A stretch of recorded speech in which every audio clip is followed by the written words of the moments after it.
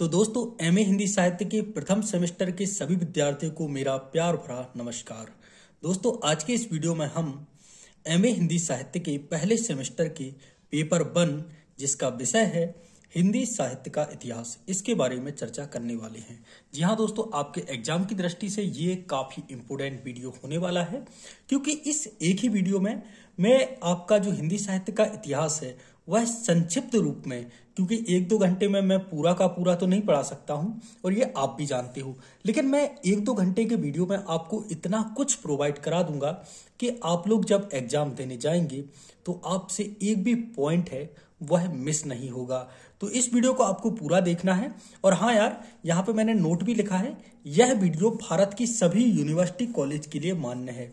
जी हाँ दोस्तों, आप भारत के किसी भी यूनिवर्सिटी से बिलोंग कर रहे हो, क्योंकि दोस्तों हिंदी साहित्य है वो तो हिंदी साहित्य ही रहेगा ना, उसको तुम कहीं पे चेंज थोड़ी कर सकते हो। तुम हिंदी साहित्य से एमए कर रहे हो, अब चाहे तुम बिहार में कर रहे हो या उत्तर प्रदेश में या मध्य प्रदेश में या झारखंड में, या फिर तुम कर रहे हो राजस्थान, दिल्ली, हरियाणा, मतलब कहीं पे भी, मुंबई यूनिवर्सिटी भी मान सकते हो, कहीं पे भी कर रहे हो तो पढ़ाया तो जाएगा आपको हिंदी ही।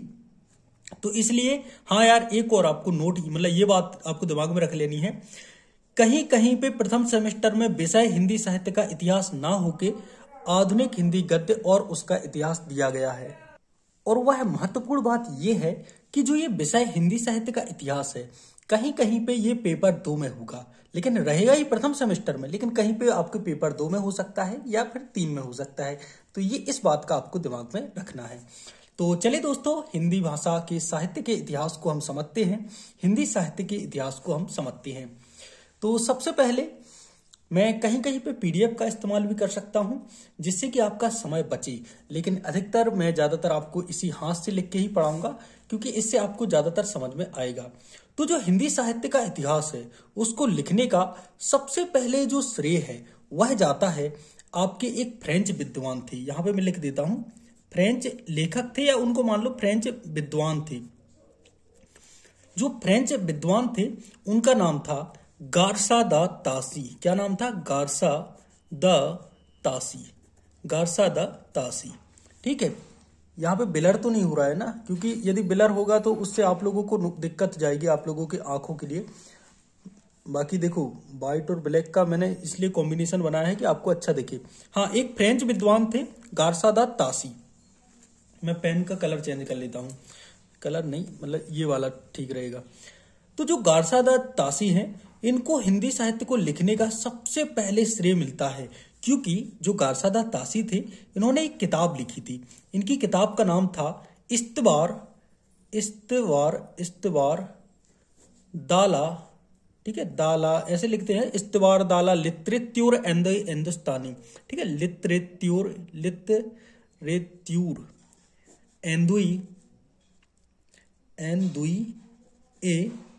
हिंदुस्तानी। तो ये इन्होंने किताब लिखी थी, गारसा द तासी थे ना, ये किताब का नाम है इस्तवार दाला लिटरेच्यूर एंड हिंदुस्तानी। तो इन्होंने सबसे पहले हिंदी साहित्य के इतिहास को लिखा था, ठीक है। और उन्होंने क्या किया, इस किताब में जो इस्तवार द लिटरेच्यूर एंड हिंदुस्तानी थी, इसमें कुल मिला के इन्होंने 70 कवियों को इसमें जोड़ा। इस किताब में उनके 70 कवियों का संग्रह किया। कितने कवियों का? 70। तो ये भी कभी कभी पूछा जाता है। तो 17 कवियों को इन्होंने जोड़ा, उनकी कविताओं को, रचनाओं को इसमें उन्होंने सम्मिलित किया इस किताब में, इस्तवार दाला लिटरेच्यूर। कभी कभी इसमें बोलते में भी दिक्कत जाती है, ठीक है, हिंदुस्तानी पे। तो इन्होंने 70 लोगों को जोड़ा था। फिर इसके बाद एक शिव सिंह सेंगर किताब लिखी गई, शिव सिंह या सिंह, ठीक है, शिव सिंह सरोज नामक एक किताब लिखी गई। तो जो शिव सिंह सरोज नामक किताब थी, ये लिखी थी शिव सिंह सेंगर ने। किन्होंने लिखी थी? शिव सिंह सेंगर ने। तो इन्होंने अब हिंदी साहित्य के इतिहास की बातें चल रही हैं, ठीक है, वरना आप लोग कहीं और पे पहुंच जाओ। तो जो शिव सिंह सरोज है, मतलब जो ये किताब है, ठीक है, ये किताब का नाम है और ये उनके लेखक का नाम है। तो इन्होंने दूसरा एक प्रकार से, पहले इन्होंने लिखा गारसा द तासी ने, फिर लिखा शिव सिंह सेंगर सरोज ने। तो इनको भी जाता है, ये पहले भारतीय है जिन्होंने हिंदी साहित्य का इतिहास लिखा। और इन्होंने अपनी किताब शिव सिंह सरोज में 1000 कवियों का उल्लेख किया। कितने कवियों का उल्लेख? लगभग बता रहे हैं, क्योंकि एग्जैक्ट डाटा तो सबको पता नहीं रहता। लगभग 1000 कवियों का उल्लेख किया। ठीक है, तो ये बात भी आपको दिमाग में रखनी है। इसके बाद एक और कवि हैं, ठीक है, ये दोनों आप लोगों को समझ में आ गए होंगे। अब देखो, एक और कवि हैं जिनके बारे में आपको दिमाग में रखना ही चाहिए, वो है डॉक्टर जॉर्ज ग्यर्सन। और जॉर्ज ग्यर्सन को तो आपको इसलिए दिमाग में रखना चाहिए क्योंकि जब मैं पढ़ाई कर रहा था एमए की, तो उसमें यह प्रश्न पूछा गया था कि एक किताब लिखी है इन्होंने, the modern vernacular literature of northern Hindustan. जी हाँ दोस्तों, ये इन्होंने किताब लिखी थी और इसी किताब के बारे में प्रश्न पूछा गया था। तो इसके बाद इन्होंने एक किताब लिखी, ठीक है, डॉक्टर जॉर्ज ग्यर्सन। कौन सी किताब है? दिख रहा है ना आपको, द मॉडर्न वर्नाक्यूलर। ठीक है, वर्नाक्यूलर। एक बात और है, मैं जैसे ही लिखते जा रहा हूं, ये भी आप लोगों को नोट करते जाना है। यदि आप लोग नोट करेंगे तो आप लोग बोर नहीं होंगे वीडियो से, वरना हो सकता है कि आजकल रील भरे जमाने में आप लोग आज भी बोर हो जाओ, क्योंकि कल परसों आपकी परीक्षा भी हो सकती है, तो उसमें आप लोग बोर हो जाएंगे। तो फिर तो यार देखो, ऐसा है कि फिर तो वही पास तो रहने से हो गए। ठीक है, तो ये जो किताब थी ये लिखी थी डॉक्टर जॉर्ज ग्यर्सन ने। ठीक है, और यहाँ पे ये भी पूछा जाता है कि ये कहाँ पे प्रकाशित हुई थी, तो ये बंगाल में प्रकाशित हुई थी। ठीक है, बंगाल में, अपने जो बंगाल है, पश्चिम बंगाल, वहीं पे ये प्रकाशित हुई थी। लेकिन दोस्तों, जो हिंदी साहित्य के इतिहास की लेखन, जो हिंदी साहित्य का इतिहास है, इसके लेखन की अब परंपराएं भी विकसित हुई। तो परंपराओं को लेकर अब सबसे पहले हम जानते हैं मिश्र बंधुओं को। इसके बाद डायरेक्ट हम, तो पता है आपको वो चीजें प्रोवाइड कराएंगे। पहले थोड़ी सी आप लोगों को मेरी स्टोरी सुननी होगी, भले ही समझ में कुछ ना आ रहा हो, आप लोग बस सुनते चलो, क्योंकि इससे आपको एक प्रकार से वाई, जो आपका दिमाग का जो क्यों है, मतलब जो क्यों है, क्वेश्चन है, वह आपका समाप्त हो जाएगा। वो जब आपका मतलब समाप्त हो जाएगा, यानी कि आपको फिल हो जाएगा, आपके दिमाग को पता चल जाएगा कि हमें पढ़ना क्या है। आगे देखिए, हम आपको बताएंगे कि हिंदी साहित्य का इतिहास क्या है, उसके पुनर्लेखन की समस्याएं क्या है, समाधान क्या है, और उसके बाद हम आपको आदिकाल, मध्यकाल, आधुनिक काल, ये सारी की सारी चीजें आगे पढ़ाएंगे इसी वीडियो में। लेकिन इन चीजों को आपको समझ में रखना चाहिए, और इन्हीं से आपके ऑब्जेक्टिव में प्रश्न बन जाते हैं। और पता होना चाहिए कि नहीं, ऑब्जेक्टिव में जब प्रश्न बनते हैं तो यार ये तो पता होना ही चाहिए। चलो भाई, तो यहाँ पे मोबाइल भी ब्लर आ रहा है, इसको पता नहीं क्या हो गया यार।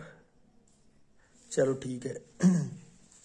तो यहाँ पे मैं बता रहा था कि जो मिश्र बंधु हैं, तो यहाँ से इन मिश्र बंधुओं के द्वारा इतिहास लेखन की परंपरा की शुरुआत हुई। ठीक है, मिश्र बंधु, ठीक है, मिश्र बंधुओं के द्वारा इतिहास के लेखन की परंपरा शुरू हुई, और इन्होंने एक ग्रंथ लिखा था, मिश्र बंधु विनोद। ठीक है, प्रश्न यही पूछता है कि मिश्र बंधु विनोद है, यह ग्रंथ किन्होंने लिखा? तो मिश्र बंधु विनोद किन्होंने लिखा? ये लिखा था मिश्र बंधुओं ने। 3 लोग थे मिश्र बंधु, और इन्होंने ही मिश्र बंधु विनोद नामक ग्रंथ की रचना की। और ये कब की थी? 1913 में। कब की थी? 1913 में। तो ये बात भी आपको दिमाग में रखना है। ठीक है, और सबसे बड़ा स्थान इतिहास लेखन में, हिंदी साहित्य के इतिहास में, यदि ये माना जाए कि हिंदी साहित्य के इतिहास लेखन की परंपरा में सबसे उच्च स्थान किस व्यक्ति का है, तो वो है हमारे आचार्य रामचंद्र शुक्ल। आचार्य, मैंने देखो यहाँ पे ये बना दिया, आचार्य रामचंद्र शुक्ल जी। इनका हिंदी साहित्य के इतिहास लेखन की परंपरा में सर्वोच्च स्थान है, और इनकी जो किताब है, इनकी बुक का नाम है, वो है हिंदी साहित्य का इतिहास। हिंदी साहित्य का इतिहास। तो इनका सबसे बेस्ट स्थान है। ठीक है, इनका सर्वोच्च स्थान है। तो ये बात भी आपको दिमाग में रखनी है। और जो हिंदी साहित्य का इतिहास है, ये वर्ष 1929 में प्रकाशित हुआ था। ठीक है, 1929 में जो नागरी प्रचारणी सभा होती है, उन्होंने ही इसका प्रकाशन किया था। ठीक है, तो ये बात आपको दिमाग में रखनी है। और जो अब देखिए, अब हम आपको रियल में बताएंगे कि आचार्य रामचंद्र शुक्ल जो हिंदी साहित्य का इतिहास लिखा, उन्होंने किस प्रकार से काल विभाजन किया, सर्वमान्य काल विभाजन क्या है, ये सारी की सारी चीजें अब हम आगे आपको बताने वाले हैं। तो चलिए, अब देखिए, यहां से देखो, यहां से यहां तक की जो स्टोरी है, ये बहुत ही ज्यादा इंपोर्टेंट है, इसलिए इसको आपको देखो, मैं ज्यादा दोहराऊंगा नहीं, लेकिन यहां से मैं आप लोगों को एक बार और बता दूं, सबसे पहले हिंदी साहित्य के इतिहास को लिखा फ्रेंच विद्वान जो थे गारसा दा तासी ने। ठीक है, इन्होंने लिखा एक ग्रंथ इस्तवार दाला लिटरेच्योर एंदोई एंदोस्तानी, जिसमें इन्होंने 70 कवियों को सम्मिलित किया। फिर आए शिव सिंह सरोज, मतलब शिव सिंह सरोज, एक किताब लिखी गई जो कि लिखी शिव सिंह सेंगर ने। ये पहले भारतीय थे जिन्होंने हिंदी साहित्य का इतिहास लिखा। इन्होंने अपनी किताब में 1000 कवियों को सम्मिलित किया। फिर डॉक्टर जॉर्ज गेरसन आए जिन्होंने the modern vernacular literature of northern, ठीक है, हिंदुस्तान, ठीक है, नॉर्दर्न यहाँ पे हिंदुस्तान मैंने लिखा, ठीक है, हिंदुस्तान, ये किताब इन्होंने लिखी। ठीक है, अच्छा यहाँ पे तो लिखा है, और ये कहाँ पे लिखी थी, बंगाल में। इसके बाद मिश्र बंधु आए तो उन्होंने मिश्र बंधु विनोद नामक एक किताब लिखी 1913 में। और आचार्य रामचंद्र शुक्ल की सर्वोच्च हिंदी साहित्य का इतिहास है, हिंदी साहित्य का इतिहास नामक किताब लिखी गई। 1919 में यह किताब प्रकाशित हुई। तो इसी के बलबूते पे ही आधुनिक हिंदी साहित्य की किताब लिखी गई है। तो ये एक प्रकार से आधार है, और इसलिए हमें आचार्य रामचंद्र शुक्ल का जो काल विभाजन है उनको पढ़ना है, क्योंकि एग्जाम में उनके काल विभाजन से संबंधित प्रश्न आते हैं आपके एमए के एग्जाम में। तो चलिए दोस्तों, अब पढ़ते हैं आचार्य शुक्ल ने हिंदी को निम्न कौन कौन से कालों में विभाजित किया है, आइए जानते हैं। दोस्तों, आचार्य रामचंद्र शुक्ल ने, देखिए मैं यहाँ पे डायरेक्ट नाम नहीं लिख रहा हूं, यहाँ पे देखिए उनका सीधा मैं काल विभाजन लिख रहा हूं। ठीक है, काल यानी कि होता है समय, वरना तुम लोग काल का मतलब कुछ और ही समझ लो। भाई समय होता है, इतना तो तुम लोगों ने पढ़ा होगा, मैं यार इतना तो एक्सपेक्ट कर सकता हूँ भाई। कोई पता है आप लोग किस जिले से हो ये मेरे को बता देना, ठीक है, क्योंकि ये भी इंपोर्टेंट रहता है ना कि आप लोग किस जिले से हो। तो उनने 4 प्रकार के काल विभाजन किए हैं। ठीक है, यहाँ पे मैं एक अच्छा सा डायग्राम बना रहा हूं जिससे कि आपको भी अच्छा लगे। तो पहले नंबर पे रखते हैं हम आदिकाल को। तो आचार्य जो रामचंद्र शुक्ल थे, इन्होंने आदिकाल को वीरगाथा काल नाम दिया। क्या नाम दिया, वीरगाथा काल, वीरगाथा काल। ठीक है, अरे यार यहाँ पे थोड़ा दिक्कत आ गया। ठीक है, वीरगाथा काल लिखाइए। और ये जो वीरगाथा काल है, आचार्य रामचंद्र शुक्ल जो थे वो संवत में लिखते थे, और आपको एग्जैक्ट संवत याद रखने हैं। क्या याद रखनी है, संवत याद रखनी है, संवत।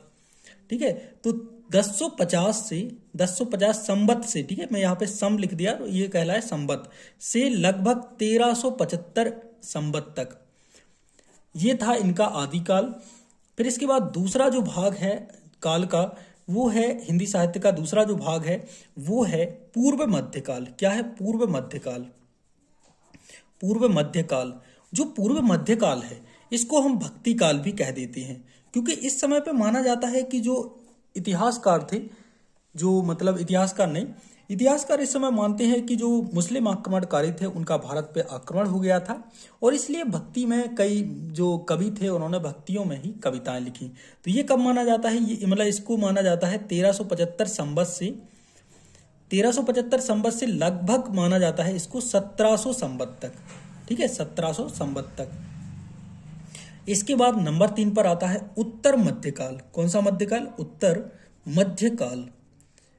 उत्तर मध्यकाल जो है, ठीक है, उत्तर मध्यकाल जो है वह है 1700 संवत से लगभग 1900 संवत तक। ठीक है, 1900 संवत। अच्छा, उत्तर मध्यकाल को रीतिकाल भी कह देते हैं, तो आपको यह भी याद रखना है, इसको रीतिकाल भी कह देते हैं, इसका अन्य नाम रीतिकाल है।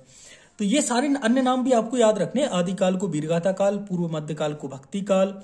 लिखते चलना है भाई मेरे, जो लिखेगा वो पास हो जाएगा, और जो नहीं लिखेगा मैं क्या ही कहूँ यार, वो भी पास हो जाएगा यार, क्योंकि जो मेरी आवाज सुन लेगा ना, जो ये क्लास ले लेगा ना यार, वो कुछ तो लिख के आएगा, मेरे को ये तो विश्वास है।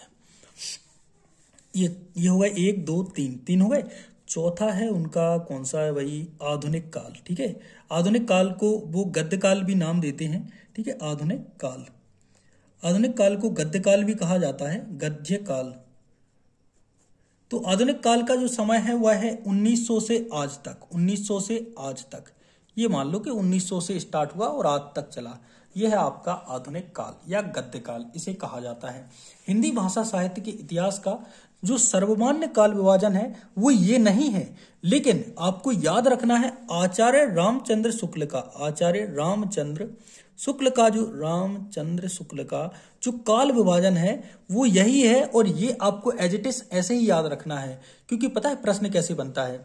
तुम लोगों ने अभी एमए में अभी पहले सेमेस्टर में हो, तुम लोगों ने पता है कैसे प्रश्न बनेगा। मैं प्रश्न भी लिख देता हूं। प्रश्न, आचार्य रामचंद्र शुक्ल के काल विभाजन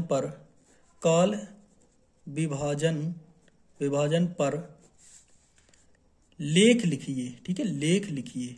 कुछ इस प्रकार से प्रश्न बनते हैं, और यदि आपने इतना पढ़ा है ना तो फिर आप कई चीजें तो ऐसे ही कर दोगे, क्योंकि वीरगाथा काल फिर मैं आप लोगों को पढ़ा दूंगा कि इसके बेस्ट कवि कौन कौन थे। ठीक है, इस समय पे रासो साहित्य लिखा गया, मतलब जो वीर रस से संबंधित साहित्य लिखा गया। भक्ति काल में मैं मीराबाई पढ़ा दूंगा, रसखान पढ़ा दूंगा, कबीर पढ़ा दूंगा।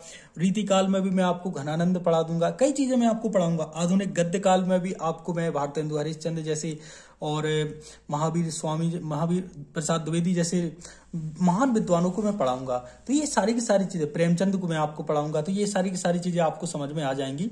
लेकिन प्रश्न इस प्रकार से बनता है, तो ये बात भी आपको दिमाग में रखनी है कि आपको प्रश्न ऐसे मिलेगा आपको देखने के लिए। ठीक है, तो ये भी चीजें आपको दिमाग में रखती चलनी है। बाकी दोस्तों, अब जो मैंने यहाँ पे बताया आचार्य रामचंद्र शुक्ल का काल विभाजन, अब मैं आप लोगों को बताता हूं जो हिंदी भाषा, मतलब जो हिंदी साहित्य है उसका इतिहास का सर्वमान्य काल विभाजन क्या है उसको भी जान लो। ठीक है, ये सर्वमान्य है। ठीक है, सर्वमान्य यानी कि इसको यही मान लो कि अभी जो आप पढ़ रहे हो ना वो सर्वमान्य ही आपको पढ़ना पड़ता है, और जब रामचंद्र शुक्ल शब्द ना लिखा है तो आपको यही काल विभाजन मानना है। तो सर्वमान्य काल विभाजन में जो सर्वमान्य काल विभाजन है, अभी मैंने क्या किया, काल विभाजन। ठीक है, सर्वमान्य काल विभाजन को 3 भागों में बांटा गया है। कौन कौन से 3 भाग हैं, आइए मैं आप लोगों को बताता हूं। देखिए दोस्तों, सबसे पहले आदिकाल, हिंदी साहित्य के इतिहास को आदिकाल। नंबर 2 मध्यकाल। भाई पेन के फूफा बदमाश हैं इसलिए पेन नहीं चल रहा भाई, थोड़ा सा मैं पेन को चेंज करता हूं। अच्छा, ये रेड कलर का पेन चल जाएगा ना आप लोगों के लिए? आप लोगों को देखना, बताना और कमेंट में कौन से कलर का पेन बेस्ट होता है, तो आप लोगों को वही कलर ले आऊंगा। ठीक है, और तीसरा है हमारा आधुनिक काल। तो ये 3 काल होते हैं। उसमें क्या किया था उन्होंने, आधुनिक और आदिकाल तो थे, लेकिन मध्यकाल को 2 कालों में बांटा था। किन्होंने? अपने आचार्य रामचंद्र शुक्ल ने। लेकिन सर्वमान्य मत के अनुसार आदिकाल, मध्यकाल और आधुनिक काल 3 काल हैं। ठीक है, 3 समय है आधुनिक काल। आदिकाल जो है, ठीक है, ये जो है ये आपका सन, अब यहां पे आपको संवत याद नहीं रखना, सन याद रखना है। 650 ईस्वी से लगभग, अरे यार ये पेन तो पता नहीं इसको क्या हो गया, बुखार चढ़ गया है लगता है। 650 ईस्वी से ये मान लो आप लगभग 1350 ईस्वी तक, ये है आपका आदिकाल। ठीक है, इसके बाद आता है आपका मध्यकाल। तो मध्यकाल है, ये है आपका सन 1350 से लगभग 1850 के समथिंग। ठीक है, 1850 तक ईस्वी में आएगा। ठीक है, ये ईस्वी में लिख देना आप लोग, 1850 ईस्वी तक। और जो आधुनिक काल है, आधुनिक काल आपका रहेगा लगभग सन 1850 से अब ये तो आप लोग जानते हो कि आज तक। ठीक है, आज तक या अब तक भी लिख सकते हो आप लोग, तो आज तक ये आपका आधुनिक काल है। अच्छा, जो आदिकाल है इसके अंतर्गत क्या आते हैं, थोड़ा सा मैं इसे एडजस्ट कर लेता हूं। देखो दोस्तों, हाँ, आदिकाल के अंतर्गत क्या आता है, तो आदिकाल के अंतर्गत आप पढ़ेंगे सिद्ध साहित्य। ठीक है, ये बहुत ही आईएमपी साहित्य है और आपको ये पढ़ाया गया होगा। अभी जब आप लेक्चर ले रहे होंगे ना अपने कॉलेजेस में, तो आपको ये पढ़ाया गया होगा सिद्ध साहित्य। हमें तो बहुत मजा आता था सिद्ध साहित्य पढ़ने में, क्योंकि इनमें कई अनोखी चीजें हैं। ठीक है, नाथ साहित्य आप लोग पढ़ेंगे, नाथ साहित्य। इसके बाद आप लोग पढ़ेंगे क्या, यहाँ पे पढ़ेंगे रासो साहित्य। क्या पढ़ेंगे? रासो साहित्य। और ये तीनों साहित्य पढ़ने, रासो में तो आप लोग ये मान लो कि पृथ्वीराज रासो तो आपके खून में आ जाएगी। यदि आप लोग कॉलेज जाते होंगे ना, तो ये रासो साहित्य तो आपको बहुत ज्यादा पढ़ाई करने को मिलता होगा। फिर मध्यकाल को देखो, मध्यकाल है, इसमें 2 भागों में इसे भी बांटा गया है, और वही आचार्य रामचंद्र शुक्ल की थ्योरी को लेकर। एक है मध्यकाल का भक्ति काल। ठीक है, मध्यकाल में एक है भक्ति काल, जो कि आपका 1350 से लगभग ये मान लो कि 1650 तक, ये मान लो इतना। ठीक है, ये भक्ति काल है। और ये 1 नंबर पे दूसरे नंबर पे मैं कर देता हूं उत्तर मध्यकाल। यहाँ पे आप मान लो इसको रीतिकाल। ठीक है, रीतिकाल। तो जो रीतिकाल है वह है लगभग 1650 से ये मान लो 1850 तक। तो ये आपका मध्यकाल है। ठीक है, और इसमें रीतिकाल में ये मान लो कि इसमें इसलिए रीतिकाल नाम पड़ा क्योंकि इसमें क्या है, जो लेखक कवि थे वो राजाओं के आश्रय में रहते थे और उनके गुणगान करते थे। अब भाई जहां पे तुम्हें खाने को मिलेगा तो तुम उसी के बारे में तो बोलोगे, समझ रहे हो? तो ऐसे रहता था इसमें। और आधुनिक काल में तो आप ये इतना सारा पढ़ेंगे। पता है आधुनिक काल में क्या क्या पढ़ेंगे, मैं पहले पहले अक्षर बता देता हूँ। अपन पढ़ेंगे भारतेंदु युग, ठीक है, भारतेंदु युग पढ़ेंगे अपन। फिर आधुनिक काल में अपन पढ़ेंगे द्विवेदी युग पढ़ेंगे, ठीक है। द्विवेदी युग के बाद अपन पढ़ेंगे नंबर 3 पर छायावादी युग, छायावादी युग, ठीक है। छायावाद के 4 स्तंभ हैं, कौन कौन है, पी भी, ऐसे मैं आपको ट्रिक करवा दूंगा, एन भी, ठीक है, ऐसे प्रसाद पंत, निराला, वर्मा, ये सब। और उसके बाद अपन पढ़ेंगे प्रगतिवादी युग, प्रगतिवादी युग, प्रगतिवाद हो गई तो फिर प्रयोगवाद भी कर लो नंबर 5 पे, ठीक है। प्रयोगवाद पढ़ेंगे अपन। राइटिंग तो आपको समझ में आ रही ना, मैं बोलता जा रहा हूँ ना इसलिए। और उसके बाद अपन नंबर 6 पे पढ़ेंगे नई कविता युग, ठीक है, नई कविता। और इनके साथ मतलब सभी के मैं आपको जो यहाँ पे सन भी दिए रहे ना वो भी मैं आपको बताते चलूंगा। तो चलिए दोस्तों, ये सारी की सारी स्टोरी अब हमें जो सर्वमान्य है ना उस स्टोरी को पढ़ना है और यही आपके एग्जाम में आएगी। और प्रश्न कैसे बनेंगे मैं वो भी आपको बताते चलूंगा, बस आपको सब्र रखना है और यार देखते चलना है। भाई बहुत से लोग होते हैं जिनके मतलब पेट में चुनना काटने लगते हैं और ध्यान से नहीं पढ़ते, भाई ध्यान से पढ़ो यार, ठीक है दोस्तों। तो अपन अब सबसे पहले स्टार्ट करते हैं आदिकाल को, ठीक है। आदिकाल के सबसे पहले कवियों ने क्या उपनाम दिए, कई लोगों ने अलग अलग कहा। जैसे शुक्ल जी ने आदिकाल को वीरगाथा काल कहा था, यहाँ पे लिखा है ना देखो, शुक्ल जी ने वीरगाथा काल कहा था। ऐसे गियर्सन है, जॉर्ज गियर्सन, उन्होंने इसे चारण काल कहा था। मिस्र बंधुओं ने प्रारंभिक काल, इस प्रकार से कई वो चीजें हैं। तो हम आदिकाल को पढ़ते हैं सबसे पहले, ठीक है। और आपको आखिर में मैं कुछ और प्रश्न भी बताऊंगा जो आपके एग्जाम में बहुत ज्यादा इंपोर्टेंट है, ठीक है। तो वो भी आपको मतलब मिस नहीं करना है यार, पूरी की पूरी क्लास देखो, मिस तो करना ही नहीं कुछ, ठीक है। इसके बेस के छोड़ दो यार तुम लोग। तो दोस्तों सबसे पहले आदिकाल को हम पढ़ने वाले हैं। आदिकाल जो कि 650 ईस्वी से 1350 ईस्वी तक का समय काल माना जाता है। कवियों द्वारा जो आदिकाल के कई उपनाम दिए गए हैं, उन उपनामों को जानना भी बहुत जरूरी है। ये आपके ऑब्जेक्टिव में भी आ जाते हैं और जब आप थ्योरी लिखोगे ना, जैसे आदिकाल के बारे में आपसे प्रश्न आएगा कि आदिकाल के बारे में संक्षिप्त टिप्पणी लिखिए, तो आप उन उपनामों को भी आप लिख दोगे तो आपको नंबर कम नहीं होंगे, ये मैं गारंटी देता हूं, क्योंकि मैंने भी ऐसे किया था और मेरे को 40/40 नंबर आए थे एमए हिंदी साहित्य के फर्स्ट सेमेस्टर में। देखिए दोस्तों, जैसे कि आचार्य शुक्ल ने आदिकाल को पता है क्या कहा है, तो ये तो आप लोगों को पता ही है, इन्होंने आदिकाल को वीर गाथा काल भी कहा है। यार थोड़ा सा बिलर हो जाता है, अब मेरे को उसकी कंडीशन नहीं पता क्यों हो जाता है, वीर गाथा काल कहा है, ठीक है, वीर गाथा काल। क्योंकि इस समय पे कई मतलब जो आपका रासो साहित्य है उसमें वीर रस से प्रधान रचनाओं से है। रासो शब्द का मतलब ही होता है वीर रस प्रधान वाली रचनाएं। उसमें चंद बरदाई हैं, वो क्या करते हैं, अतिशयोक्ति जो अलंकार होता है उसका प्रयोग करके अपनी रचनाओं को लिखते हैं। और पृथ्वीराज जी का वीर रस मतलब बहुत ही बेहतरीन जो उनका वर्णन है वो करते हैं। इसके बाद जॉर्ज गियर्सन का भी आप लोग याद रख लेना, जो जॉर्ज गियर्सन है इन्होंने आदिकाल को, जो जॉर्ज गियर्सन है इन्होंने आदिकाल को चारण काल कहा। तो आदिकाल को चारण काल इन्होंने कहा था, कि इन्होंने जॉर्ज गियर्सन ने इन्होंने क्या कहा, आदिकाल को चारण काल। इसके बाद जो मिस्र बंधु हैं, कौन है, मिस्र बंधु। इसके बाद जो मिस्र बंधु हैं इन्होंने आदिकाल को कहा था प्रारंभिक काल। क्या कहा था, प्रारंभिक काल। तो इन्होंने आदिकाल को प्रारंभिक काल नाम दिया। तो ये बात भी आपको दिमाग में रखनी है।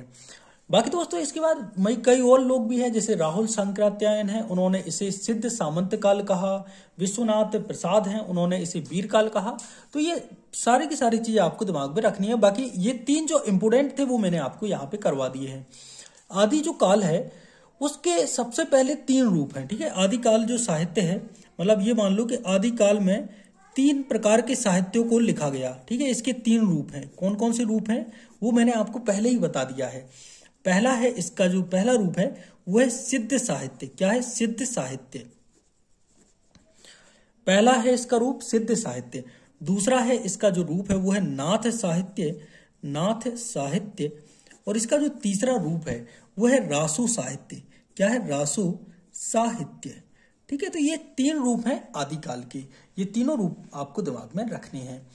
अच्छा दोस्तों, जो आचार्य रामचंद्र शुक्ल हैं उनके द्वारा आदिकाल को 5 वर्गों में मतलब 5-6 वर्गों में वर्गीकृत किया गया है, मतलब बांटा गया है।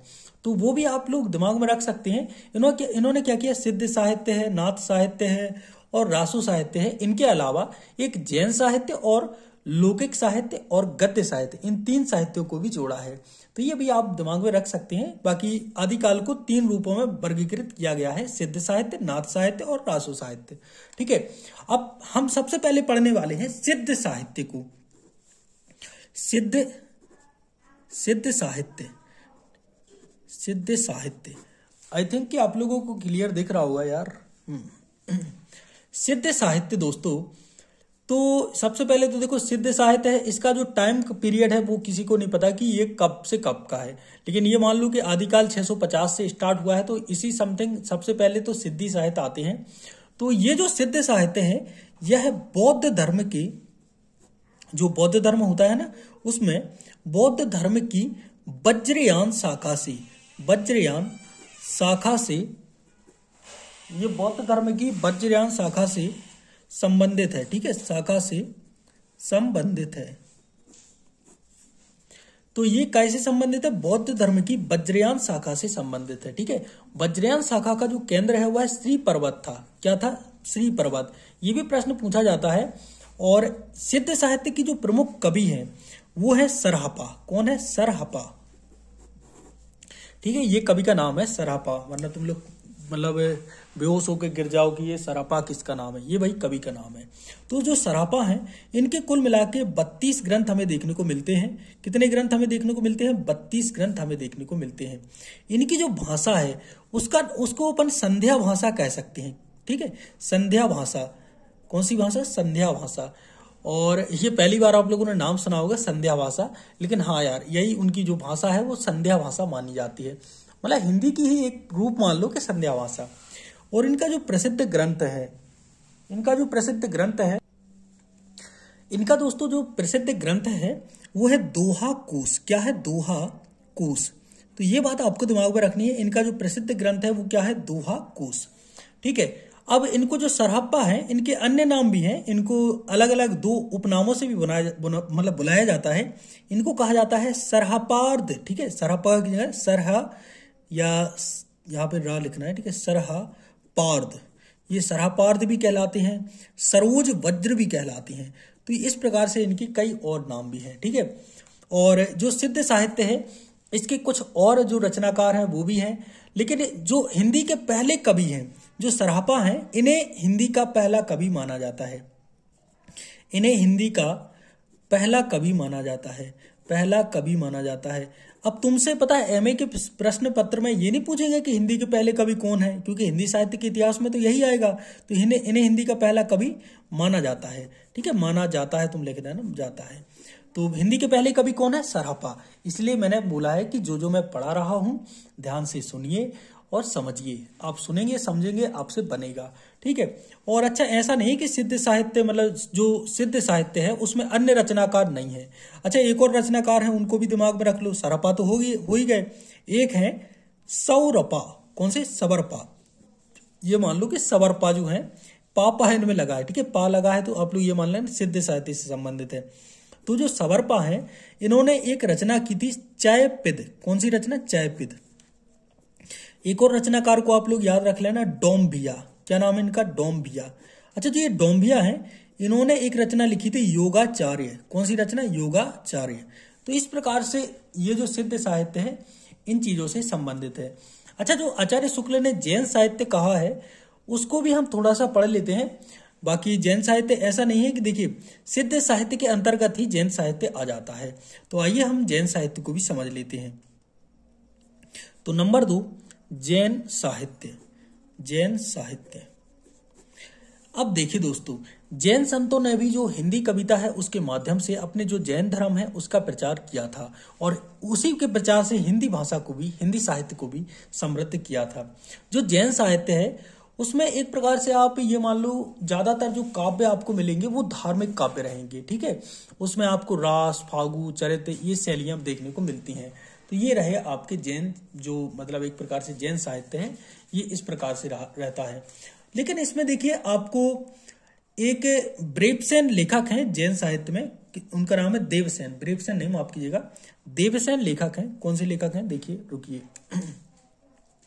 देवसेन। ठीक है, इनका एक ग्रंथ है श्रावकाचार ग्रंथ। कौन सा ग्रंथ है? इनके ग्रंथ का नाम है, ग्रंथ बता रहा हूं मैं, ठीक है, श्रावकाचार ग्रंथ। श्रावकाचार ग्रंथ, श्रावकाचार जो ग्रंथ है, ठीक है, इसमें इन्होंने क्या किया है? श्रावक धर्म का प्रतिपादन किया है और एक ग्रंथ के रूप में हिंदी की ये प्रथम रचना है। ये ग्रंथ के रूप में जो प्रथम रचना है कौन सी है? श्रावकाचार ग्रंथ। अब कई और आप लोगों को इसमें लोग मिलेंगे जैन साहित्य में, जैसे आपको मिलेंगे चंद्रमुनि मिलेंगे आपको, ठीक है, चंद्रमुनि मिलेंगे, चंद्रमुनि आपको एक और मिल जाएंगे देलहड़, ठीक है, देलहड़। एक और आपको मिलेंगे लेखक अम्बदेव सूरी, अम्बदेव सूरी। तो इस प्रकार से और भी कई लोग मिल जाएंगे, ठीक है, धर्मसूरी भी मिल जाएंगे। तो जो चंद्रमुनि है इन्होंने पुराण साल लिखा है। क्या लिखा है इन्होंने? पुराण साल लिखा है। ऐसे ही देलहड़ है, इन्होंने जो लिखा है वह लिखा है गए सुकुमाल रास, गए सुकुमाल रास, ये लिखा है देलहड़ ने। और अच्छा ये जो अम्बदेव सूरी हैं इन्होंने लिखा है संघपति। क्या लिखा है? संघपति। या इन्होंने एक और लिखा है समरा रास, समरा, या भी ये रास है, ठीक है, समरा रास, समरा रास। तो ये कई चीजें यहाँ पे इंपोर्टेंट रहती हैं जो कि आपको दिमाग में रखनी है। बाकी दोस्तों इसके बाद अपन पढ़ेंगे नाथ साहित्य को, ठीक है, क्योंकि जो अपना सिद्ध साहित्य है वो यहाँ पे समाप्त होता है। अब आदिकाल में हमने सिद्ध साहित्य को कंप्लीट कर लिया है, अब हम नाथ साहित्य की ओर बढ़ रहे हैं। और देखिए दोस्तों, आप लोगों से मतलब वैसे मेरी कोई पर्सनली कोई डिमांड नहीं रहती कि आप लोग ऐसे करो वैसे करो, ऐसा कुछ नहीं करना। बाकी दोस्तों मैं एक बात यहाँ पे बताना चाहता हूँ आप लोगों को। देखिए दोस्तों, आप लोग अभी अपनी शादी है वो जल्दी नहीं करवाना, ठीक है। उसका ये कारण ये है कि जैसे ही आपकी शादी होगी तो आपकी बर्बादी भी हो जाएगी, समझ रहे हो। तो बाकी दोस्तों अपन अब टॉपिक पे आते हैं। ये तो मैं इसलिए कर रहा था क्योंकि मैं आपको बोर नहीं होने देना चाहता था। हाँ यार, ये आपको बताना है आप किस जाति से बिलोंग करते हैं। अच्छा, मेरे को ये नहीं है कि मैं किसी जात पात में विश्वास करता हूँ। मैं मुंशी प्रेमचंद जी की कविताओं को बहुत पढ़ा हूँ, उनके गद्यों को मैंने पढ़ा है, इसलिए मैं जात पात पे ज़्यादा विश्वास नहीं करता। लेकिन आप लोग किस जाति से हो तो मैं आप लोगों का अंतर जाति विवाह करवा दूंगा, दूसरी जात में वो करवा दूंगा, ठीक है। बाकी दोस्तों नाथ साहित्य को हम पढ़ते हैं अब, ठीक है। सिद्ध साहित्य हमने पढ़ लिया है, अब पढ़ेंगे हम नाथ साहित्य। तो ये हमारा इंपोर्टेंट नाथ साहित्य है। क्या है? नाथ साहित्य। अच्छा, नाथ साहित्य में सबसे ज्यादा इंपोर्टेंट है वो है गोरखनाथ, जय बाबा गोरखनाथ, ऐसे ही रहता है ना, गोरखनाथ। तो नाथों की जो संख्या थी वो कुल मिला के 9 मानी जाती है। ना से नाथ, ना से 9, ठीक है। नाथों की संख्या कितनी मानी जाती है? 9। गोरखनाथ जो थे उनके गुरु का जो नाम था वो था मत्स्येंद्र नाथ, ठीक है। मत्स्य ऐसे लिखेंगे, मत्स्येंद्र नाथ, ये रहेगा आपका मत्स्येंद्र नाथ, ठीक है। और ये जो गोरखनाथ हैं ये हठ योग के प्रवर्तक हैं। कौन से योग के? हठ योग के, हठ योग के प्रवर्तक हैं, ठीक है। तो ये हठ योग के प्रवर्तक हैं। इनकी जो भाषा थी वो साधुकड़ी थी, ठीक है। साधुकड़ी भाषा जानते हो आप लोग? यहाँ पे मैं शब्द पहले लिख दूं, साधुकड़ी, ठीक है, साधुकड़ी। अच्छा, ये साधुकड़ी भाषा इस प्रकार की होती है, इसमें ना आप लोग मान लो कि ये ना तो ब्रज थी, ये ना तो राजस्थानी थी, ये ना तो पश्चिमी हिंदी थी और ये ना तो पूर्वी हिंदी थी। इसमें सब था, क्योंकि साधु लोग जो रहते हैं वो घूमते रहते हैं, इसलिए इनकी जो भाषा रहती है वो साधुकड़ी भाषा रहती है, ठीक है। अच्छा, और भी प्रमुख जो कवि हैं जैसे कि नाथ साहित्य में यहाँ पे हठ योग के प्रवर्तक कौन है? गोरखनाथ, ठीक है। और नाथ साहित्य में और भी प्रमुख जो कवि हैं, अच्छा कौन कौन है, जैसे मैं आप लोगों को बता दूं, जैसे चौरंगी नाथ हैं, गोपीचंद हैं, आदिनाथ हैं, और यहाँ पे मत्स्येंद्र नाथ है, मत्स्येंद्र नाथ। तो ये को बहुत सारे मतलब इसमें जो प्रमुख कवि हैं वो रहते हैं, ठीक है। और जो नाग पंत है, ठीक है, यहाँ पे नाग साहित्य में एक नाथ पंत रहा, ठीक है। कौन सा पंत? नाथ पंत रहा। तो नाथ पंत है, उसके जोगियों को, मतलब इसके जो 9 जोगी थे उनको कनपटा भी कहा जाता था। तो नागपंथ के जोगियों को कनफटा, ठीक है, कनफटा भी कहा जाता था। ये भी आप दिमाग में रख सकते हैं। बाकी दोस्तों नाथ साहित्य यहाँ पे कंप्लीट होता है। अब हम पढ़ते हैं रासो साहित्य को। रासो साहित्य चंदवरदाई। रासो साहित्य को आप लोग याद ऐसे कर लो, रासो साहित्य यानी कि चंदवरदाई। और मैं पेन का कलर चेंज करता हूं। रासो साहित्य में इसमें देखिए, रासो जो शब्द है उसका कई अर्थ निकालते हैं। कई लोग रासो शब्द का मतलब निकालते हैं रहस्य, कई लोग रासो शब्द का मतलब निकालते हैं वीर रस प्रधान रचना, ठीक है, वीर रस प्रधान रचना। तो इस प्रकार से कई प्रकार से अलग अलग इसके अर्थ हैं। ऐसा नहीं है कि ये अलग ही लेवल का वो हो रासो साहित्य, तो अलग अलग इसके अर्थ हैं, लोगों ने जैसा अपने मतलब मुताबिक है, ठीक है, वो माना है। तो जो रासक शब्द है, रासो शब्द है, सबसे पहले आप लोगों को बता दें रासो शब्द की उत्पत्ति कैसे हुई थी, व्युत्पत्ति कैसे हुई थी। तो एक शब्द आया था रासक, रासक से जो शब्द बना वो बना रास आ, रास आ, रासा से बना रासा, ठीक है, रासा, और रासा से बन गया रासो। तो इस प्रकार से रासो शब्द बना है। तो पहले रासक था, अब यार रासो बन गया, समझ रहे हो। तो ऐसे पहले तुम पता है, पहले तुम छोटे थे अब बड़े बन गए, ऐसे ही ये बना है, ठीक है।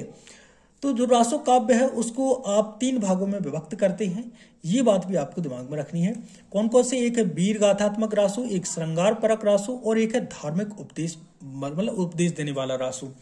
तो ये तीनों भाग अपन देखेंगे। तो देखो रासो साहित्य में सबसे पहले अपन पढ़ते हैं वीर गाथात्मक रासो, वीर गाथात्मक रासो। इसमें वीरों की गाथाओं, ये इसी शब्द से वीरों की गाथाओं का वर्णन किया गया है, ठीक है। और सबसे आईएमपी जो है वो है पृथ्वीराज रासो। पृथ्वीराज रासो किसी व्यक्ति का नाम नहीं है, ये एक रचना का नाम है, पृथ्वीराज रासो। यहाँ पे ये मोबाइल में मैसेज आ रहे हैं, पृथ्वीराज रासो, ठीक है। अरे यार बैटरी का भी थोड़ा सा इसमें इशू हो रहा है। बाकी दोस्तों मैं इसको मतलब आप लोगों को रासो साहित्य को कंप्लीट करवाने के बाद नेक्स्ट क्लास जल्द ही लूंगा, क्योंकि इसमें बैटरी का यार दिक्कत बन रही है। कितने परसेंट इसमें यार, 4%, 5% बैटरी है अभी।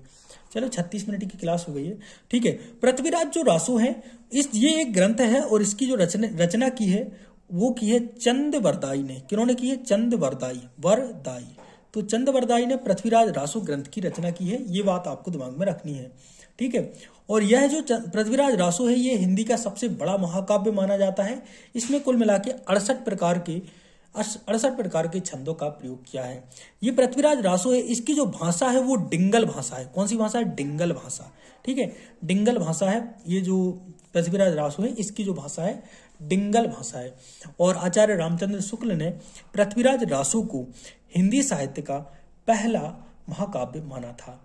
तो ये बात आपको दिमाग में रखना है। अच्छा, ये चंद्र वरदाई जी हैं, ये इनका जन्म पता है लाहौर पाकिस्तान में हुआ था, ठीक है। और इन्हीं को आचार्य रामचंद्र शुक्ल ने हिंदी के पहले कवि कहा था, किनको? चंद वरदाई को, ठीक है। तो ये बात भी आपको दिमाग में रखनी है। तो चलिए दोस्तों, हम रासो साहित्य की वीरगाथा रासो से अपन फिर से स्टार्ट करेंगे नेक्स्ट क्लास में। बाकी दोस्तों मैं आप लोगों को ये यकीन दिलाता हूं कि आपका सिलेबस बहुत बड़ा नहीं है। मैंने इतना अनुभव किया है, जो एमए हिंदी करके मैंने मतलब 4 सेमेस्टर कंप्लीट कर लिया हूं, ठीक है। और मैंने इतना अनुभव किया है कि यदि मैंने आप लोगों को 20 प्रश्न भी बना दिए ना, 10 से 20 प्रश्नों का एक वीडियो बना दिया ना, तो कोई माइका लाल नहीं है कि उसके बाहर का कोई क्वेश्चन आ जाए, ठीक है। बाकी मेरे को उसमें मेहनत करनी पड़ती है। मैं ऐसा नहीं हूं कि मैं कुछ भी उसमें आंसर लिख के एआई वगैरह से मैंने लिखवा लिया आंसर और मैं आपको प्रोवाइड करा दूंगा, नहीं यार।